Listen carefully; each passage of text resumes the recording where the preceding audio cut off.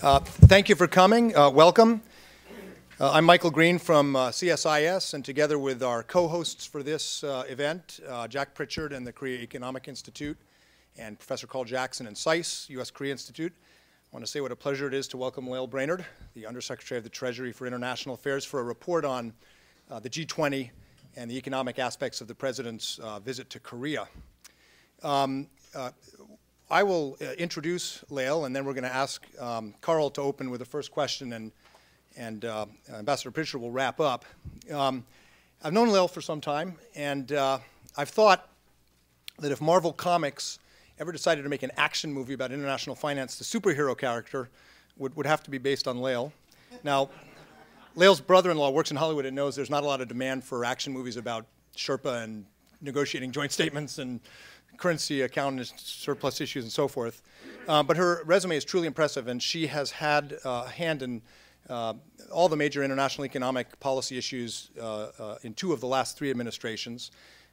She was tenured at MIT in the economics faculty after getting her PhD at Harvard, and served as the Deputy National Economic Advisor and Deputy Assistant to President Clinton for International Economics. That's not me. And turn off your cell phones if you don't mind. And at Brookings started a major program on international development, finance, and trade, and now serves as the Undersecretary of the Treasury for International Affairs. We are hosting this with KEI and with SAIS, in part because this is such a remarkable moment for the Republic of Korea. This was the first G20 hosted by a non-G7 country. Koreans often describe themselves as shrimp among whales in Northeast Asia, and here there were 19 other whales, and President Lee Myung-bak pulled off quite a successful summit meeting. I think it's not unfair to say President Obama's taken a few lumps in the press over aspects of the G20, and I know from experience in government, I'm sure Carl does, that the narrative the media builds is often not the narrative of what happened in the room and where you actually stand on building an agenda on issues, and I think we'll all look forward to hearing Lael's report on where we stand on some of the contentious issues like currency, some of the issues that didn't, in my view, get enough play, like the development agenda. And I can guarantee you'll get questions on the Korea Free Trade Agreement. So it's a rich menu. Lael will serve us the first course, then we'll turn to Carl. Thank you for joining us. It's a real privilege and a pleasure for us. Thank you.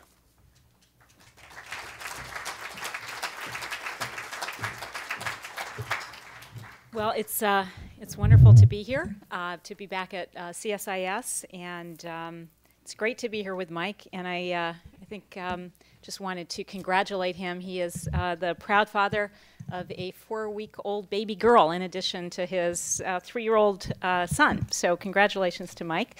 And it's delightful to be here. Thank you to CSIS, to KEI, and to SAIS for hosting all of us here today. All 3 institutes, I think your efforts to advance the policy debate here in Washington and more broadly around the world are vital to furthering policy innovation and leadership.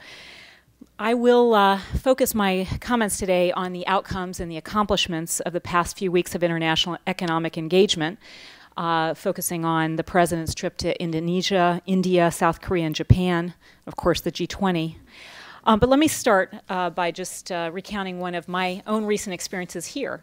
On a recent tour of a plant near Albany, a plant manager of more than 30 years described his company's efforts to look for new ways to make their processes and products better so they can compete in the most highly competitive markets around the world.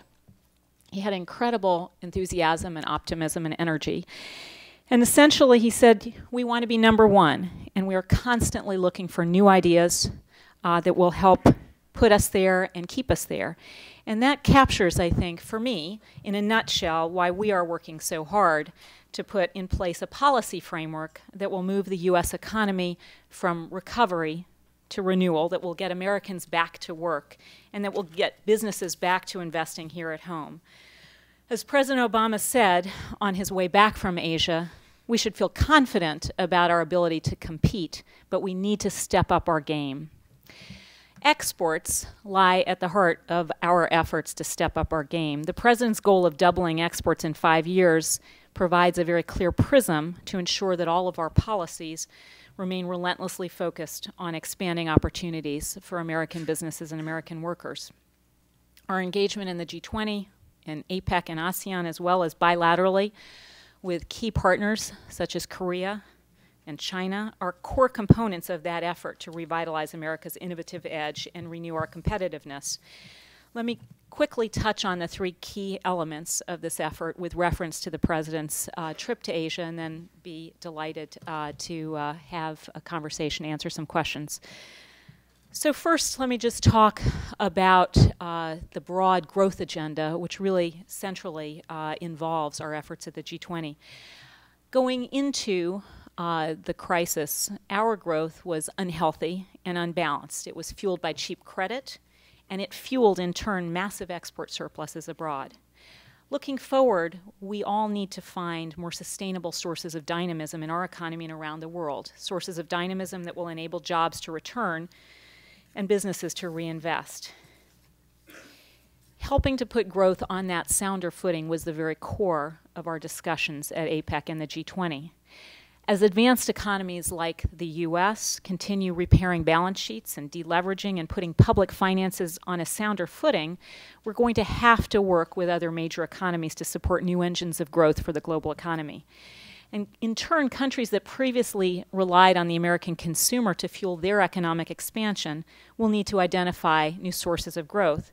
Fortunately, there is ample opportunity to do so, particularly in the emerging markets, where consumer needs and infrastructure needs can provide those new engines of growth for the world economy.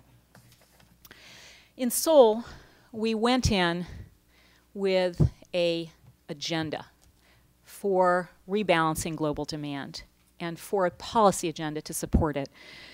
And we came out of Seoul with unanimity around that plan, around that growth agenda, with agreement that strengthening global growth is the primary goal and that the imperative is to shift demand in order to lift overall growth. The G20 leaders committed to a new framework to curb excessive imbalances and noted that all economies, surplus no less than deficit, have a shared responsibility to engage in this rebalancing effort. To take action, the G20 will work in the coming months to develop a set of indicators that will serve as an early warning system to ensure preventive and corrective actions. We will now work closely on a time frame agreed by G20 leaders in the G20 and the international, with the support of the International Monetary Fund, to agree those indicators and to assess country policy trajectories against them. And of course, there was agreement that exchange rate policies will be a central focus of those discussions. The G20 recognized the important role of market-determined exchange rates in helping to facilitate rebalancing. And of course, we are working hard to ensure that China, in particular, makes progress in allowing its exchange rate to appreciate in response to market forces, as Chinese officials reaffirmed their commitment to do. We have noted the accelerated pace of appreciation in recent months, which, if sustained, would make a material difference to correcting the undervaluation of the currency. So in Seoul, we essentially came in trying to set a forward growth agenda, one that would provide a cooperative path forward for countries that are currently engaging engaging on very different growth paths. And we felt that we came out with not only a commitment around that basic proposition, but a framework for action and timelines to ensure that it moves forward.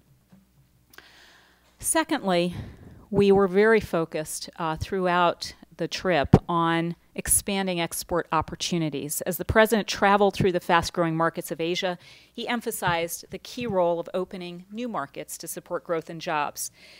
In 2009, exports made up only 12% of U.S. GDP, the smallest percentage of leading economies. If we want to create broad-based and sustainable growth here in the U.S., we have to expand export opportunities by strengthening trade rules in key markets, by enforcing the rules that we have, and of course by supporting our exporters from the largest multinationals to the newest startups. The administration is providing support for small and medium-sized businesses through EXIM, and through finding and removing obstacles to exporting. We have heard stories going across the country from many small businesses on how critically important those programs are to getting into growth markets abroad. And Commerce's advocacy on behalf of America's exporters is also yielding important gains that we saw as President Obama traveled through Asia, where we saw the finalization of nearly $15 billion in export contracts. Trade agreements are likewise important.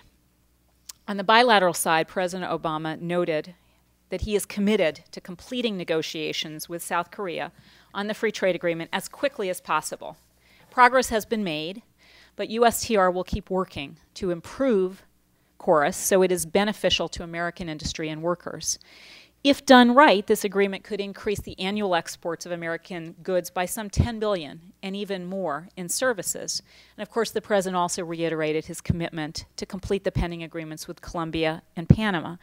Regionally, at the APEC summit, the President discussed progress on the Trans-Pacific Partnership Agreement, which can serve as a platform for economic integration in the fast-growing Asia-Pacific region and a model for a world-class 21st century trade agreement.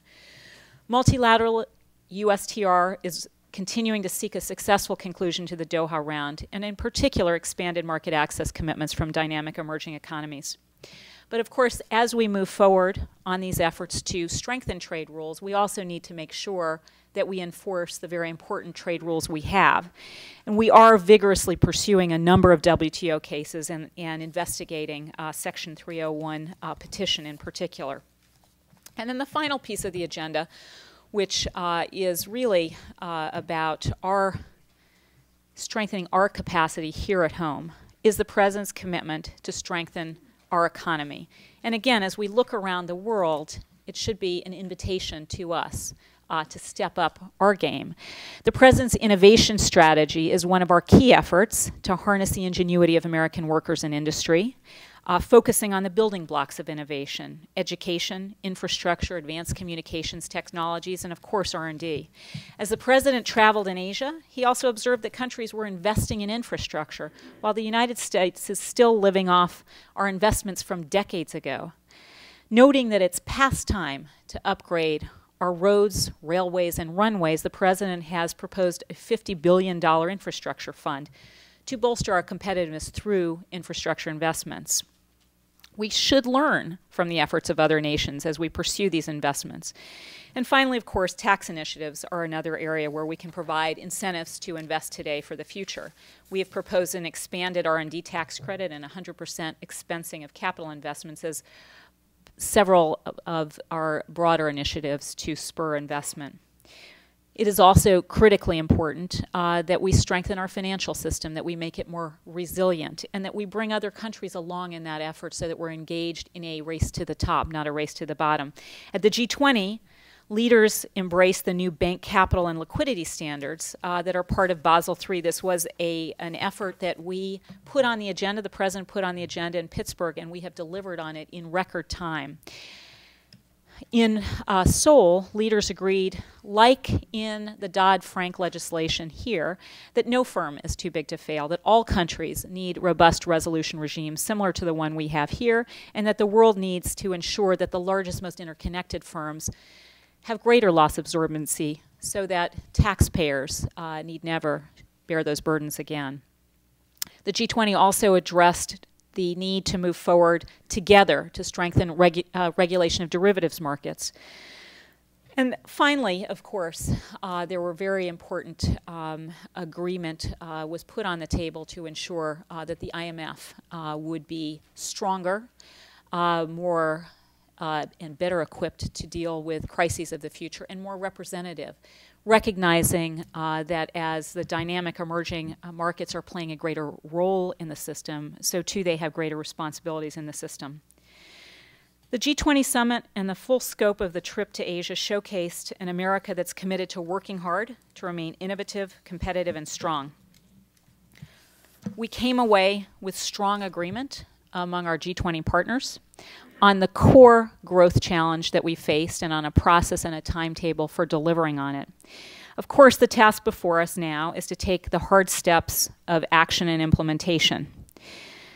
And as we go forward, we feel that the efforts that we are undertaking here at home are of a piece with those efforts that we're undertaking with our trade partners, both bilaterally, regionally, and of course multilaterally through the G20. So with that, let me conclude and look forward to the discussion and taking your questions. Thank you.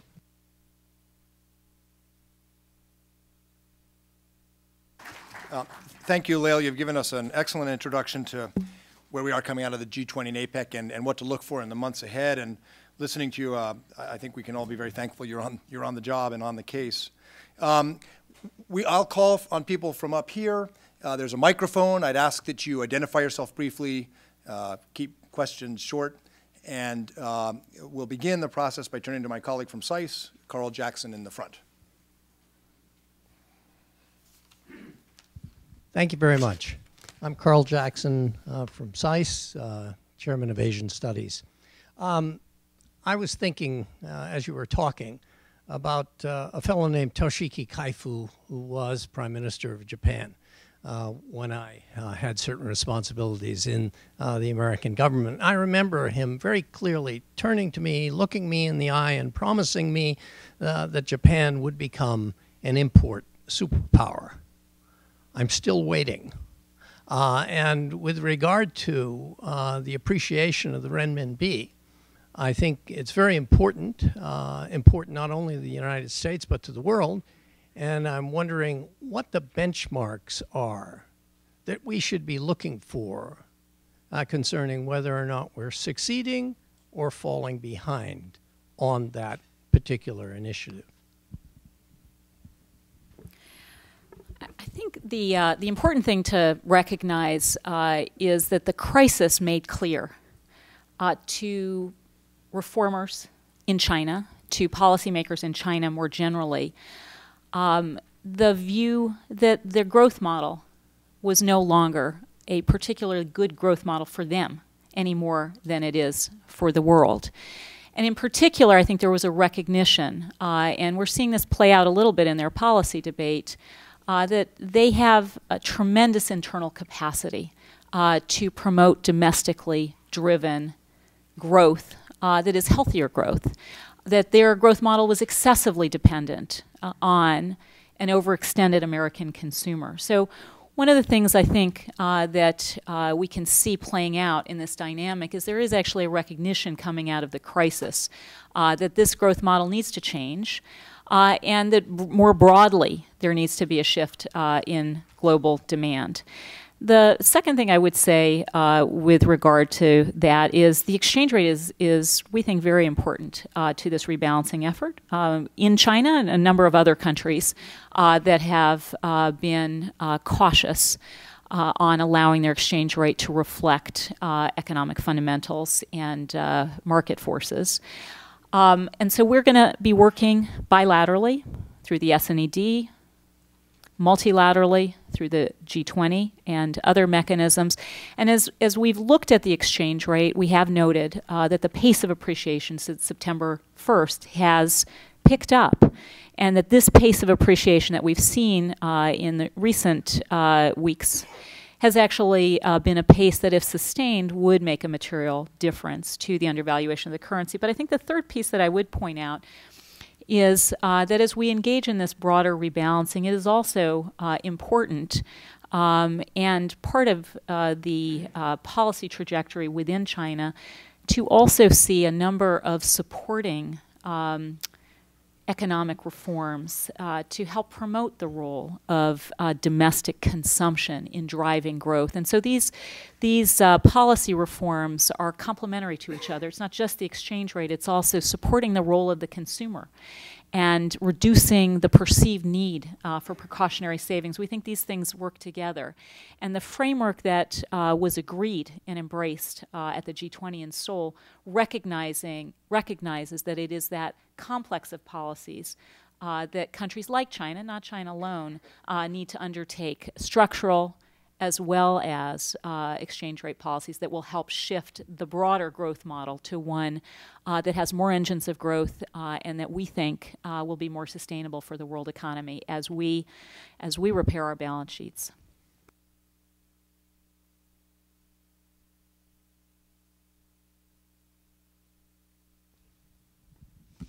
Hi, thank you. Casey Farrell with the Center for Global Development. The G20 Development Action Plan included language to expand market access for the least developed countries, but this commitment did not come to fruition during the summit. What is the administration's position on providing full duty-free, quota-free market access to the world's poorest countries, particularly in the context of this global collective growth and the absence of the Doha round?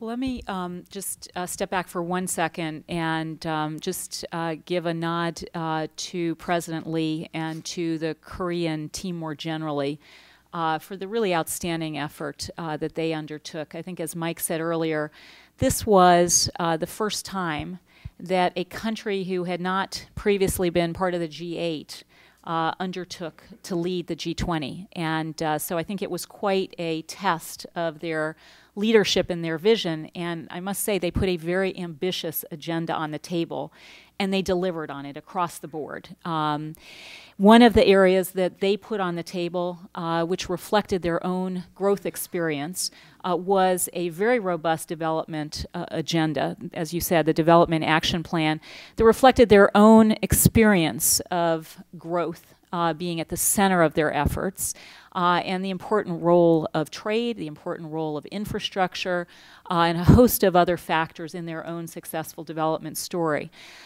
With regard to the discussions about market access for the poorest, those conversations will continue in the context of the Doha round. And I think the leaders gave renewed impetus to the Doha round discussions, made very clear what additional needs to be on the table to take that forward. But I'll also say that, as you know, our efforts here in the U.S., in particular through AGOA, are widely acknowledged to provide some of the best access in the world. And in fact, there have been calls for other countries to emulate the extent of access that we provide through AGOA and to reflect that more broadly.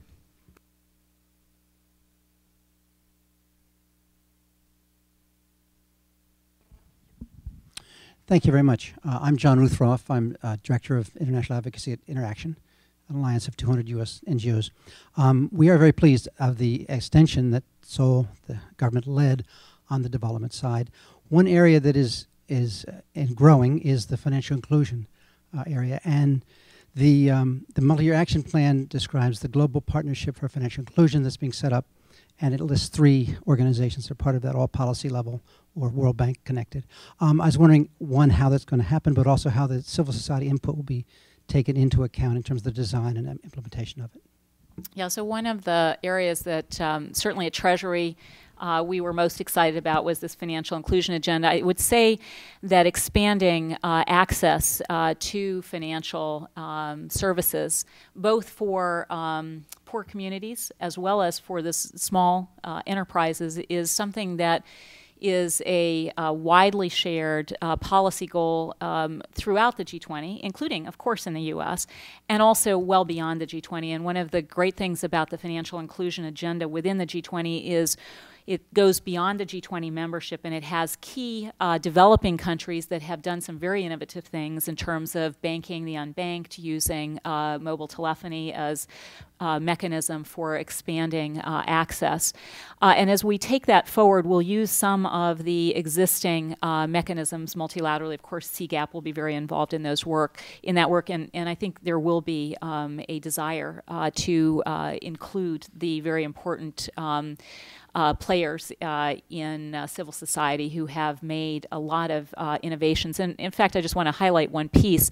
The President Lee and President Obama presided over an awards ceremony for a number of SME, small and medium-sized enterprise financing groups that had all been engaged in an innovation prize that was run on behalf of the G20 by civil society. And these were, of course, groups out in civil society who were being recognized for pioneering some of the most innovative mechanisms to scale up and leverage financing. And so you could see right there that there was an integral role for civil society to play in that, both in innovation and also in implementation.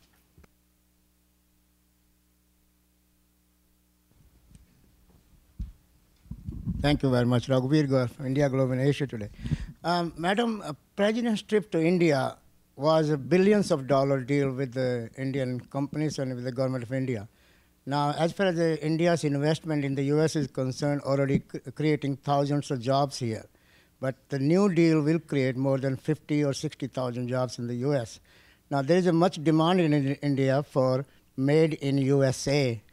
What do you think are you going to export to India made in USA that this new deal is going to bring? There were a variety of different kinds of products that were actually finalized in the transactions that were announced in India. But we already have a very broad set of exporting relationships with India, and there's tremendous opportunity there. As you know, in particular, the government's very focused on infrastructure investments, and of course, American companies have huge amounts of innovative products to bring to bear there, ranging from transport to clean energy. So I think there's a lot of opportunity. The President spoke to this, met with CEOs from both the U.S. And India. And of course, what's so great about the relationship between the U.S. and India is it's really very driven by the two dynamic private sectors of both countries. In both cases, you have these very dynamic private sectors and very engaged in a whole set of transactions, investments, and exports. So I think the future there has a lot of promise. I'm going to jump in queue and ask a question that shifts a bit from content to structure. And you in the Clinton administration had experience managing G7, G8 meetings. G20 is exponentially more complicated politically, geometrically, and in terms of diversity of government types and development levels. I wonder if you could say something about how it felt mechanically. And there are people out there who say the G20 can't survive. It was basically created in a crisis and it's just too big. And if you could give us your impressions about what you see as the structural viability of the G20 going into the future, that would be helpful. Yeah, so I think this is a really important dimension that we all need to be highly aware of. We are constantly comparing, I think, the G20 with the G7, G8, which had a 25-year history. A number of countries that were at similar levels of economic development and who had developed over decades deep habits of economic cooperation and of working through challenges together. So as we have moved, it is critically important, as President Obama said at Pittsburgh when we moved decisively to the G20 as the premier forum, it is critically important that the Indias and the Chinas and the Koreas be at the table because of their role in the system. But there are both more countries at the table and, of course, more different growth trajectories. And I think that was, in many respects, what we saw as the backdrop coming into this meeting is, we were moving from a period of crisis response, which characterized the first 2 years of this organization, where policy challenges and policy responses were much more uniform across the countries in the room, to a period where we are now experiencing quite different growth trajectories and challenges. Many of the emerging markets are coping with the rather good challenge of very rapid growth and a lot of interest in investing in those economies. And some of the advanced economies are still working through repair of their financial systems, repair of their balance sheets, the deleveraging process. That's why we thought it was so important coming into this meeting that we bring a new agenda, that we reset the agenda going forward to bring those disparate countries together around a common growth path, a cooperative growth path with different policy prescriptions for different types of countries, but that together those policy trajectories would be a win-win. And so I think that is what we saw in Seoul. But you're right, this is a work in progress, and it's going to require continued engagement and very complicated diplomacy. Gentleman in the back, on this side here, if you could.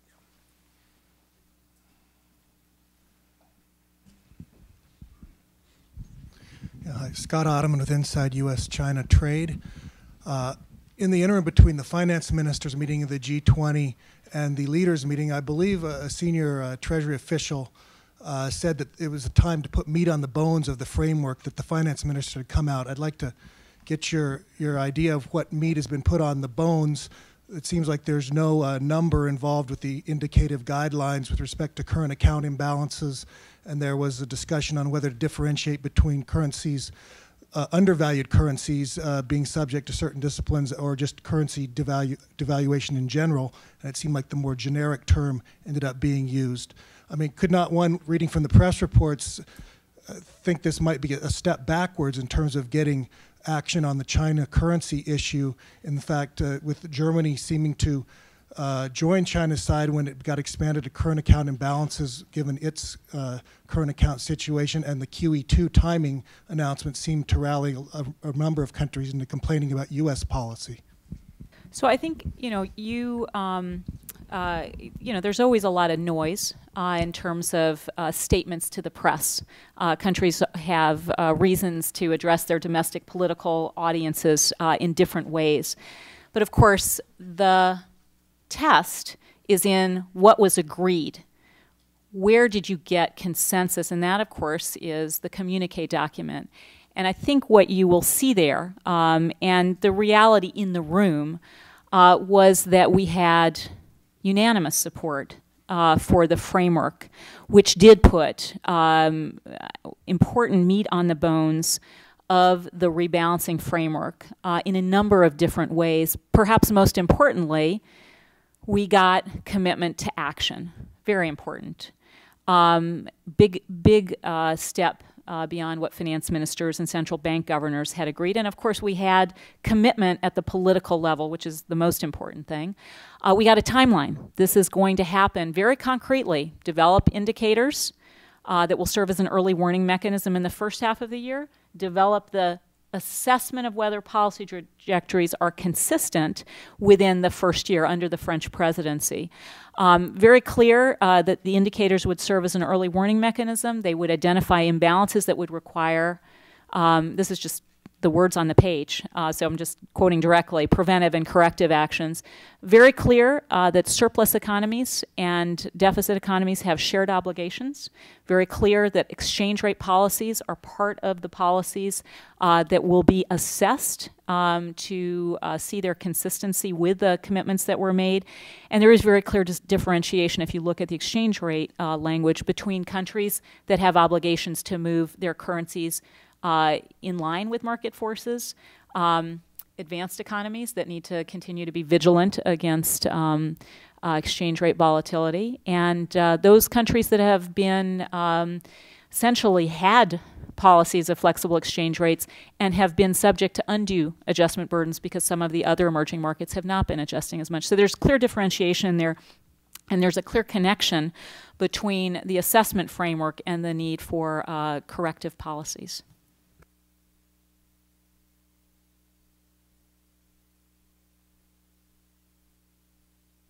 Thank you, Dong Hui Yu with the China Press. And the G20 and the APEC were regarded as the very important opportunity to push China to make more progress in currency issue. And right now, the two meetings are over. I just wonder if your expectation before the meeting has been met. What would be your next expectation or certain goal for the RMB's appreciation before the visit by President Hu to Washington, D.C. in January? Thank you. So let me state differently what we thought our objectives were, particularly the G20.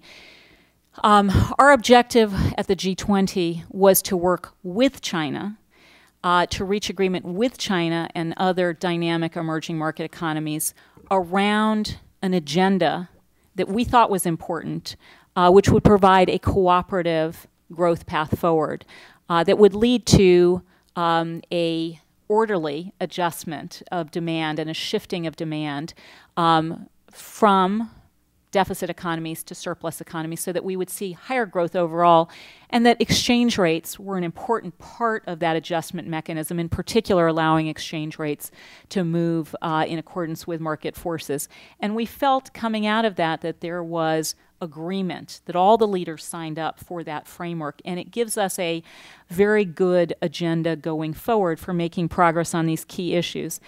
Now, with regard to the bilateral discussions, I think President Hu and President Obama in their meeting, President Hu reaffirmed strong resolve to China's flexible exchange rate regime, and also reported on the progress that had been made on that since they had last met. So good discussions bilaterally about that issue, and again, a cooperative framework with all the members of the G20 to try to address these issues in a way that we think is win-win going forward.